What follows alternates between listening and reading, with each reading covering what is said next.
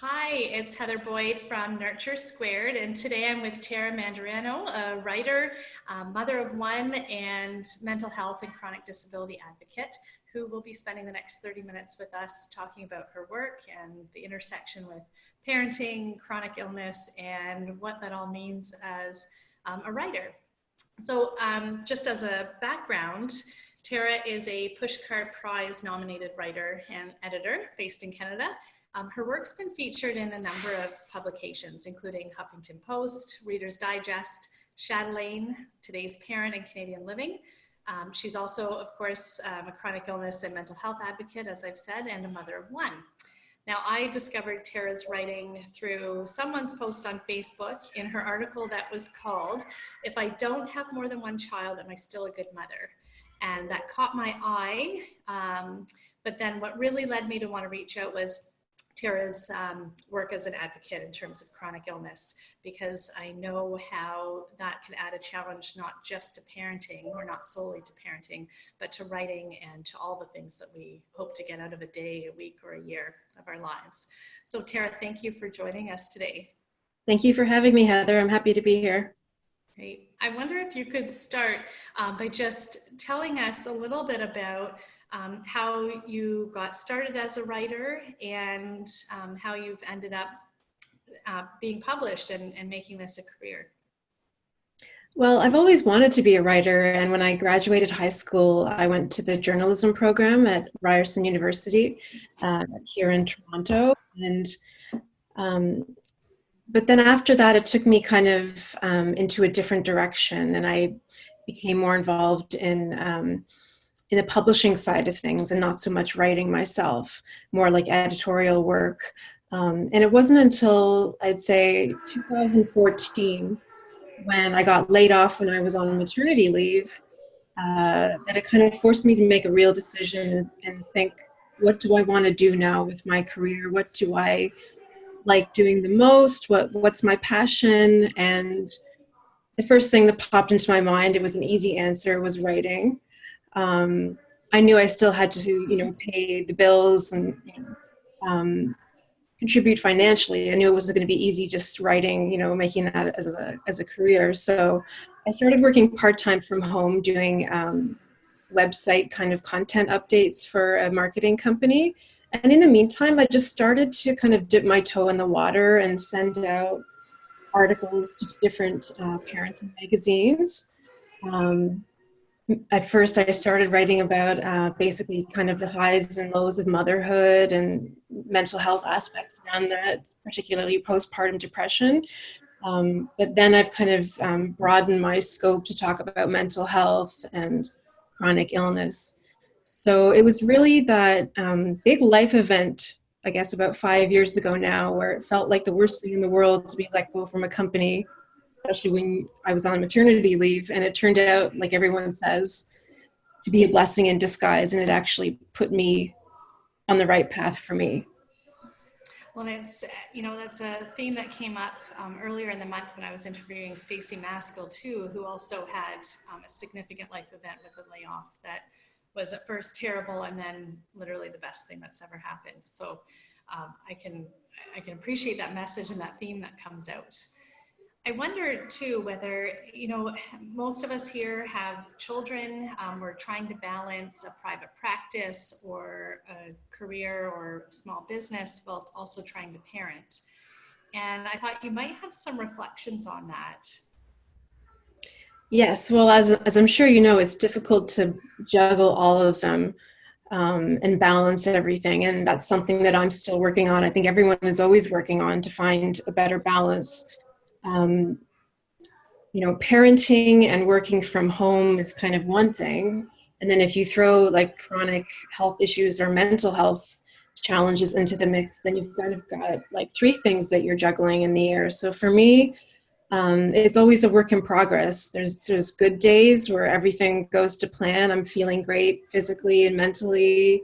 I'm productive. Sometimes I, get out of the house, go somewhere like to a coffee shop, and if I'm feeling like more social, and everything's good. And then there's other days where if I wake up feeling I'm in pain or I feel like I'm in a lower mood, it's harder to balance things like being as productive, like being a good wife and mother, because sometimes those things, they kind of they weigh you down, both mentally and physically. So then it's tougher to participate, I guess, is what I'm trying to say, in all the family activities and work activities when you've got other stuff going on in the background. So every day is different, but I would say just being aware of that and trying to have backup measures in place, and not beat yourself up too much about it is key. And for me, like I said, working from home is a godsend because I can make my own schedule and do have that flexibility. So even if I'm in pain or not well, I can work from my bed or something like that and still kind of get the job done, or postpone some of it to another day because it's a bit more flexible deadlines. Well, and I think, in terms of that, parenting is tough to begin with, and then adding the chronic illness and mental health issues, in terms of predictability, especially when we're used to having, a long to-do list or big mission and vision for what we want to do over the course of our lives, or even just over the course of the day. And of course, chronic illness makes it challenging to make those firm plans because you're never quite sure how you're going to feel in a particular time. That's right. And even something like not work related, but even planning a vacation. I went to Ireland this summer, as you know, and even planning that a few months in advance was daunting because I was, trying to figure out how well I would be to be walking around everywhere and doing all the things that you want to do. So when you have chronic health issues, for me, what that involved was like going to an anesthesiologist to get a couple of nerve blocks to help my kind of ongoing pelvic leg pain that I have, so that would kind of allow me and free me up to enjoy the vacation a bit more. And thank goodness it worked, and it did. And but yeah, it's always kind of a question mark, like, well, you don't know what you're going to wake up to. And sometimes, like when you're a mother, as you said, and you have children, I have one daughter, it can be, destabilizing for them because they don't know. They think if you're fine for a few days or a week, kind of physically, mentally, that, why do you have those days where you're not? Or it's difficult to understand. So we've done a lot of work with my daughter with getting like children's books, which are very hard to find on, chronic illness when you're parenting, like for a kid to read, to explain like why there's the kind of the ups and downs, and it's not every day is, that mama can't, play tag every day, or like, go on the playground with you, because it just depends on how I'm feeling that week. So, I mean, I won't lie, that has been a struggle. That has been a real emotional challenge in my relationship with her, because she's 5. So, she's still quite young, and there's a lot of confusion, and even sort of a bit of anger would come out now and then, because it's just the frustration of not kind of quite getting it. Well, and in terms of being able to parent through that, and with you being a writer, I don't suppose I'm the first one to suggest to you that maybe you're the one that writes the book for children on managing or navigating that. Yeah, I've thought of that actually, because I remember last summer I was doing a lot of Google searching to try and explain this to my daughter. It was kind of more urgent at that time because I was about to have a hysterectomy. And I'm 41, so it was quite a big decision and had a lot of kind of emotional repercussions for me. But the main thing I was concerned about was the recovery, and having to come home from that, and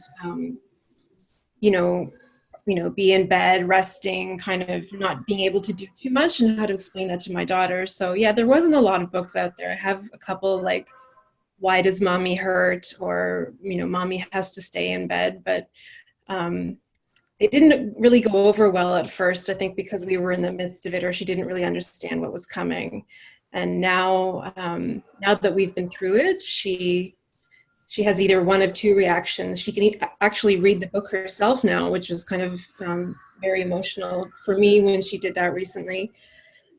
or she just says, no, I don't want that book. Why would I want to read about something bad?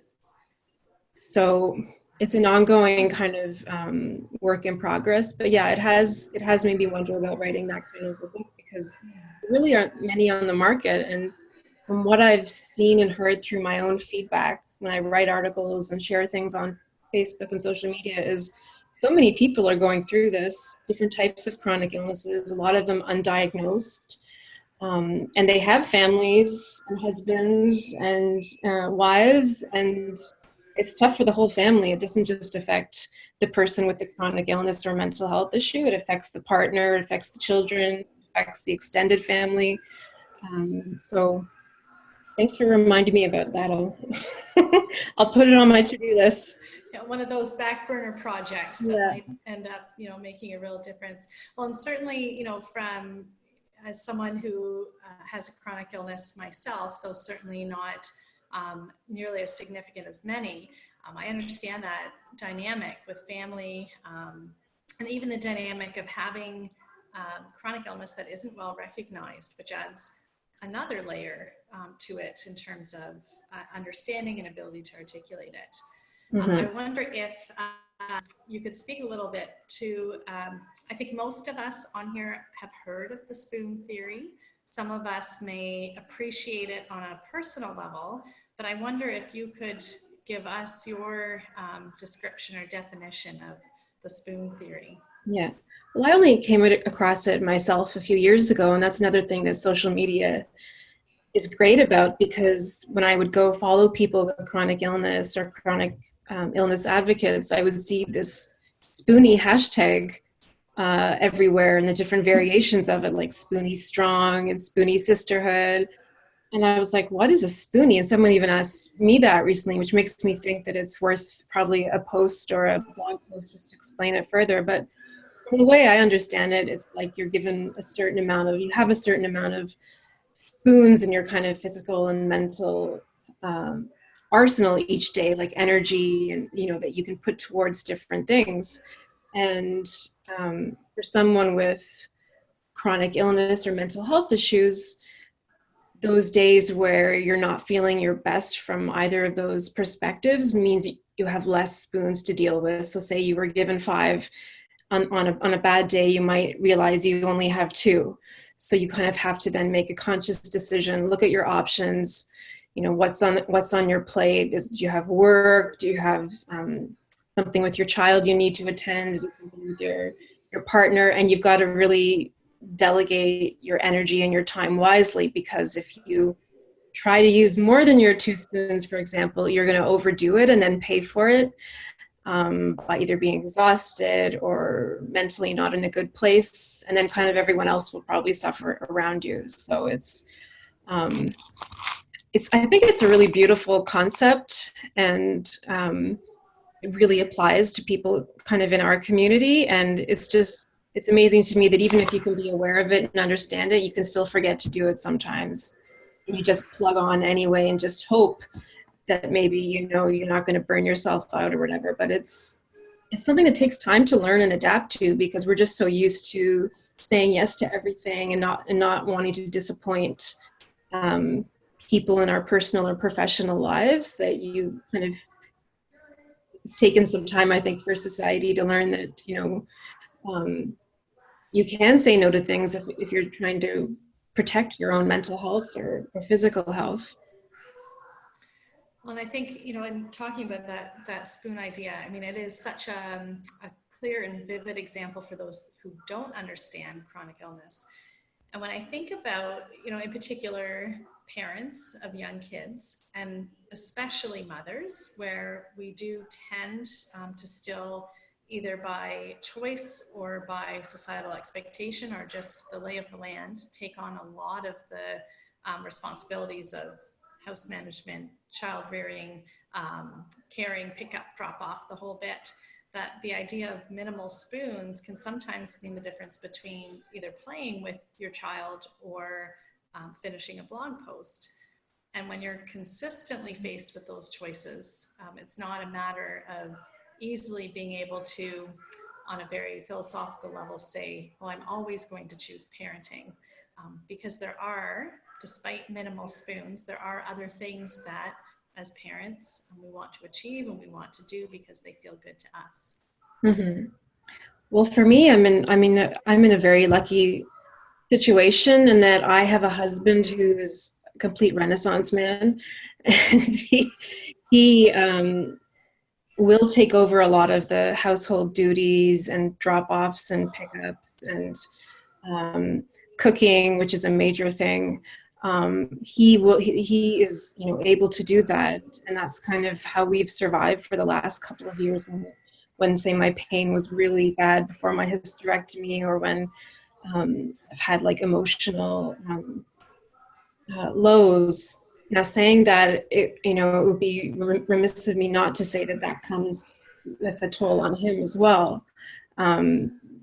Taking on the role of caretaker from a husband or a wife's point of view when your partner is sick means that not only are you dealing kind of with my situation, who's dealing with me, but then there's my daughter that, you know, who has her separate demands, or, you know, kind of things that she has going on in her life. So it can be quite exhausting for the caretaker as well.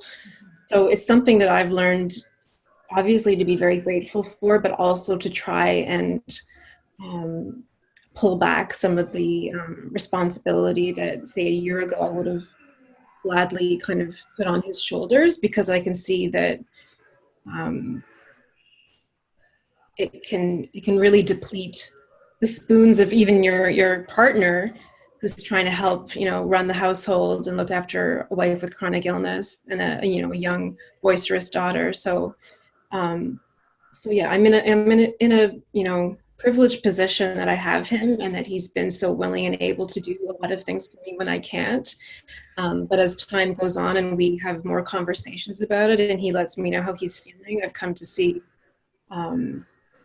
it's just not, you know, it's not just having an amazing husband. It's, you know, it's kind of looking at his needs as well, and making sure that he doesn't feel too overwhelmed or spent at the end of the day, that there, you know, that resentment or anything, or like compassion fatigue, which is a term that I heard recently, kind of settles in. So it's something that we continually talk about, and it's just something that when I am feeling better, especially, try to help out as much as I can and more than I usually do, to sort of overcompensate for those times when I'm not able to. Well, and it reminds me too of, you know, in terms of that dynamic is constantly changing. It's not a static kind of decision to make about roles and responsibilities at home. I know certainly for our family, we used to have a very evenly divided responsibilities at both home and work when I had employment outside the home. And one thing that I've noticed is, since coming off of a mat leave and opening up a private practice and working from home as well as homeschooling, there, you know, the shift is definitely towards more of what looks like a very traditional, you know, mother-father split of responsibilities in a way that I don't think either my husband or I ever expected. Mm-hmm. Now, I know that you were laid off when you were on mat leave. So you were coming into your own writing work from mat leave. And so when you had employment, you didn't have your daughter yet. But I wonder if you've given any thought to that, that shift, or the difference in priorities that occurs kind of organically or even without deliberateness, in terms of the expected roles that we have when we're working from home, particularly as mothers. Yeah, I have, and it always kind of surprises people. And even, like, you know, my mom or my mother-in-law, they've seen my husband be so involved from, you know, from day one with our daughter. And you know, I can remember them saying, like, oh, you know, you guys are so lucky. Back in our day, like, you know, fathers didn't change diapers or do baths, or, you know, all the typical things that were assigned to the mother. And in our house, it kind of always was organically the opposite of the traditional model, kind of from the start, in terms of him, you know, he's a better cook. So is mine. Things along By those far. Yeah, so it's but nobody wants to do 10 loads of laundry, like, it's just, it's coming to see that position and think and realize to myself, even though your chronic illness and mental health issues are valid, that doesn't mean that everything should be pushed aside to my husband. That I should always be the priority. That he should just pick up everything, pick up the slack, do everything almost kind of behind the scenes where you don't even know it's being done. I don't know. I never really thought about it in terms of growing up when I would, get married and have a husband, like what that would look like in terms of the labor division. What I will say is that one area that I have taken on in the last couple of years is a lot of emotional labor regarding our daughter, because she has some issues with anxiety. So when it comes to something like that, I feel like we kind of fall into more traditional roles where I'm the one, setting up appointments or talking to the teachers or meeting up, at the school and researching different things and, looking for OTs, like different kind of things like that, like just trying to find help for her to manage that. But then sometimes I have to take a step back because that can become very overwhelming. And as a mother, you naturally feel like your mama bear instincts come out. You feel like you want to help your child. You put them before yourself.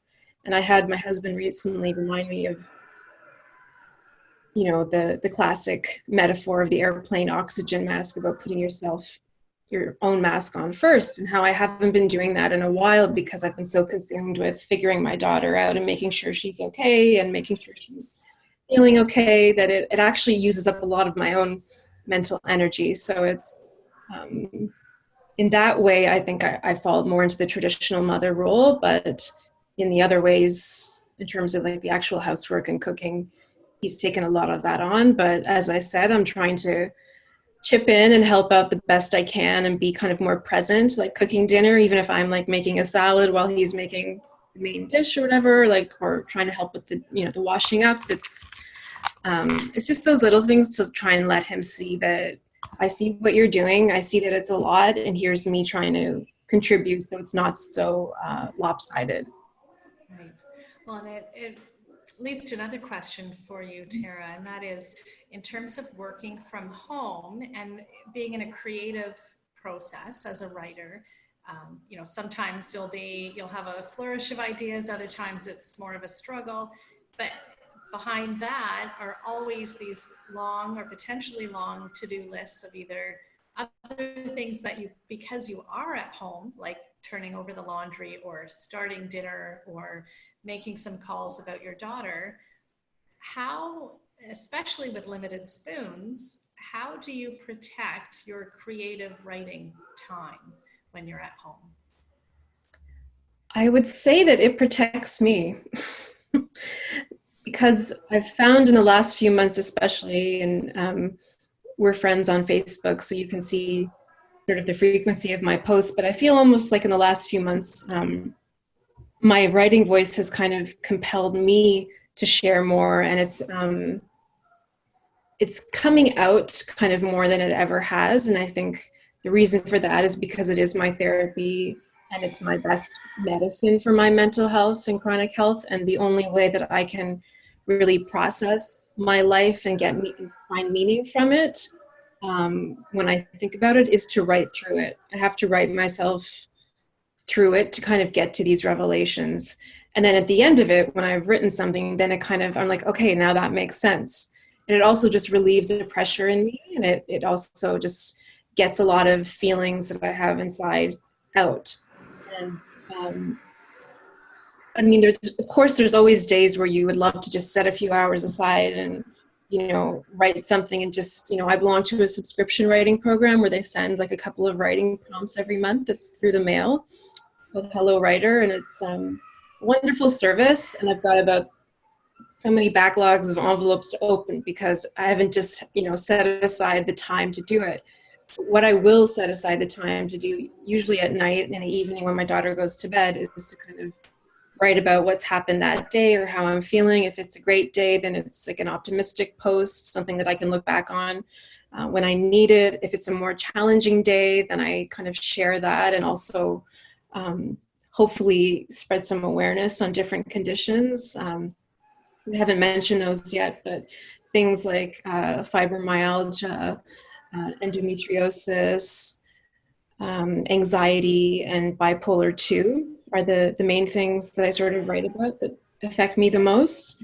So for me, that writing time, it makes its way out. I find time for it because it's sort of, I've found that it's essential for me. And some people, friends of mine might ask me, how could you share such personal things on social media? Like, I could never do that. I can, it just seems so foreign to me. And for me now, after having done it for about, I'd say the last 3 years, it would seem weird not to. I mean, I do share, memes and, inspirational quotes and, the odd picture of my daughter or the cat that we're looking after just being cute. Everyone just wants to do that sometimes. But I don't think I could just go back to just doing that, just the highlight reel of my life, all the positive things, because there's so much reality happening in the background, which we all have happening in the background, that to actually see it on Facebook or Instagram or wherever, somebody going through a struggle and being real about it, I think people appreciate that. And I get so many messages and private messages and feedback along those lines, both from like social media posts and the different articles that I've written for those magazines that you mentioned, that it feels like a vocation now. It feels like this is what I'm meant to do, and I'm just finding different ways and outlets to do it. Well, I think in terms of the capacity of your writing or any advocacy work to reach out and connect with others who are either going through something similar or are struggling to figure out what is happening in their lives. I mean, if there's anything good that's coming out of social media, it's that people that were otherwise isolated because they had no one to either validate what was happening or to help them figure things out. I think social media and the power of writing to be able to do that is just incredible. I completely agree. It's been amazing for me, and I know a lot of people, including my own husband, aren't big social media fans and aren't on it for the reason that they just tend to be more private and they're not comfortable sharing different aspects of their life. So you can imagine in my household sometimes, there's a bit of butting of heads because I'm at one extreme of the spectrum, and he's at the other end when it comes to sharing stuff. But we've had to have a lot of conversations about that, especially in the beginning, and especially if it's on a sensitive topic like the articles that you mentioned about if I only have one child, am I still a good mother? That was very emotionally revealing. It talked about my marriage a lot, ways that we kind of were of two different minds about that decision, how we kind of came to a conclusion about it. So when I write stuff, I'm aware it's not just me I'm putting out there. I'm putting out my, my husband, my daughter, and it's something that I have to be conscious of. I never share anything that's so private that it's not appropriate. But there are, certain parts of articles or posts where I will actually say, hey, this is what I'm writing. Are you okay with this? Do you have any issues with this? Are you comfortable with this? Because I don't want to upset him or members of his family or anyone else that we're connected to by sharing too much. At the same time, I think sometimes sharing personal stuff, you get a bad rap. I was talking with someone casually the other day over Messenger, and she said she also had fibromyalgia, but there was no way that I would see anything on her Facebook account about that because she wasn't information oversharer like I was. And she actually used those words, and I don't think she meant it necessarily as an insult. She was just sort of stating a fact, but I got a little bit defensive just in my own mind. It didn't really reply to it that much, but that's why when I share something like that meme about, sharing mental health struggles on social media, it's not for attention. It's to try and let other people know that they're not alone, and that you've been going through the same thing. And a lot of times people would like message me about different medications or different treatments. A new fibro treatment that I just tried, IV infusion, and it's actually also spreading information and giving people hope. And just validation, like you said, even if people aren't comfortable writing on my Facebook wall, or whatever, they can send a private message and say, I've had X, Y, and Z too, and I'm glad that somebody's writing about it, and that you seem to be doing okay, and that it gives people hope. And whenever I see somebody doing that, I applaud them, because those people also give me hope, and they're better able to understand sometimes what you're going through than your own family, your parents, your husband, your in-laws, even your friends. Because like you said, chronic illness, especially if it's an invisible illness or disability, it's like that hashtag, but you don't look sick, right? People don't get it. They think, but last week you were fine, or you had that big surgery, so why are you having issues now? Or especially if they have a few chronic conditions or mental health, to be like, which problem, what's wrong? Like, which of them is causing you grief now? Like, it's like, it's hard to keep track, right? And that's understandable from the other person's point of view, if they're lucky enough to be, a healthy person physically and mentally. But as a person with chronic issues, it can be a little bit kind of a sore spot, because it's not that you want these issues to define you by talking about them, but you want to share the reality of your life and speak to those people that need to hear it. So it's an ongoing thing, but I'm proud to be an oversharer. I don't think that should be a bad word, because you know what, in my opinion, oversharing just means sharing. That's well put, Tara, especially in terms of, not everyone would be comfortable sharing, you know, the level of detail or explanations, or sharing frequently. But for anyone that reads what you write and resonates with it, I mean, you can imagine that void that would be left if they hadn't had that writing out, or if you hadn't put your writing out for them to read, and to either understand themselves better or understand a friend who's going through something similar.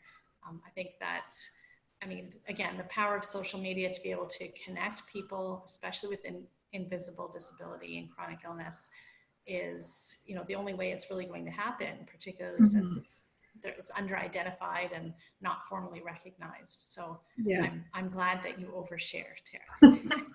Thank you. I mean, like, it's tough to find like groups in person, like, support groups sometimes, like, a local endometriosis group or a local bipolar group, especially if you don't live in a big city, or you're, an hour or so away from a big city, or like myself, you don't drive. Like, it's daunting to kind of have to find those groups and get to those groups, and maybe they're once a month, maybe they're once every few months.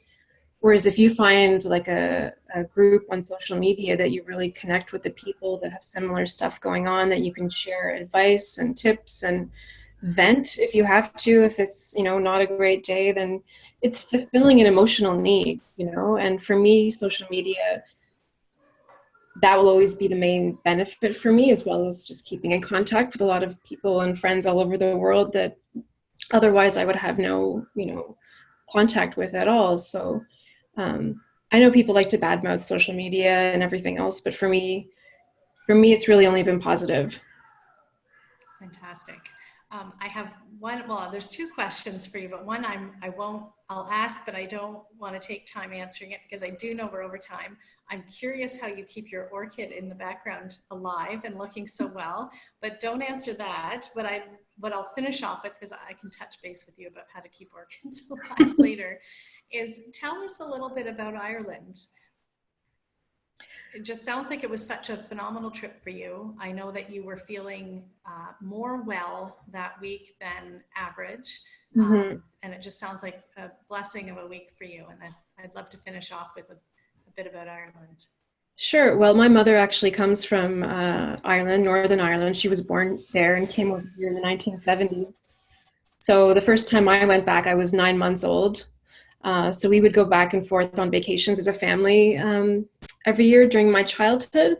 And then when I finished my journalism degree, I decided I wasn't quite ready to jump into finding a job in Toronto, and it seemed like it was such a big city. It was overwhelming at the time, and I just always had this yearning to go back to the motherland, so to speak, my mother's homeland, and just try it out there for like a year, an adventure, just somewhere else for a year.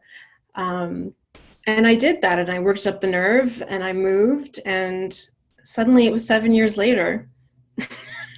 And I was still there. I was living in Dublin, and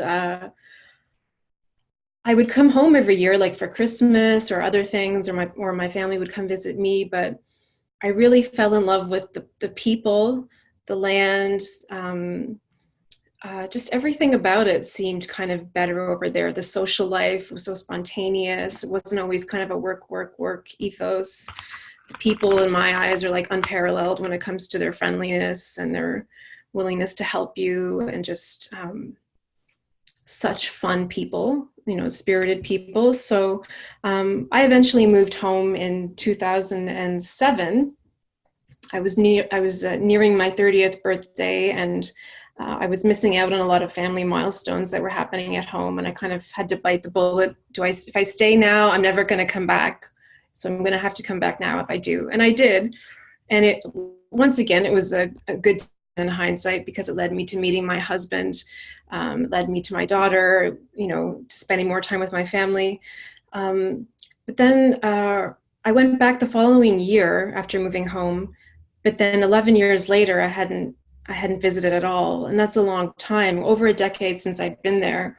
And I had made so many great friends and connections, and started a lot of my publishing career there, that it felt like a different lifetime.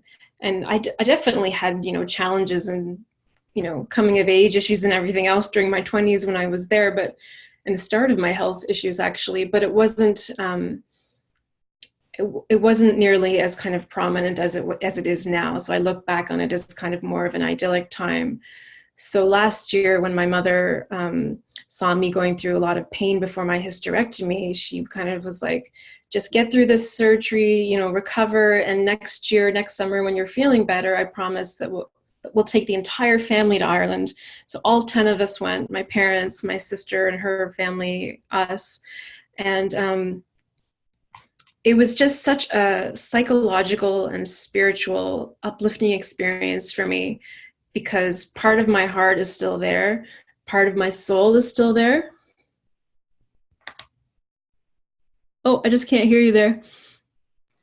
Oh, I muted it for my kids in the background, but that was the exact phrase I was going to use, is it seems like part of your heart is in Ireland. Yeah, and it will always be, and it still is. So just to go there, to breathe the air, kind of visit all those old spots where I lived and went to work, and meet up with kind of those close friends, and pick up, where we left off, and go back to kind of where I started my publishing career, and see how they've grown. It was just amazing to me to be there. And, when you have chronic illness and mental health issues, it can be kind of a drudgery day in, day out. If you're looking at the same four walls a lot, if you don't get out or whatever. So, this was huge for me. It was very just uplifting and very much needed from kind of more a deeper part of me, kind of a higher self point of view, just to kind of get a boost, get kind of like a dose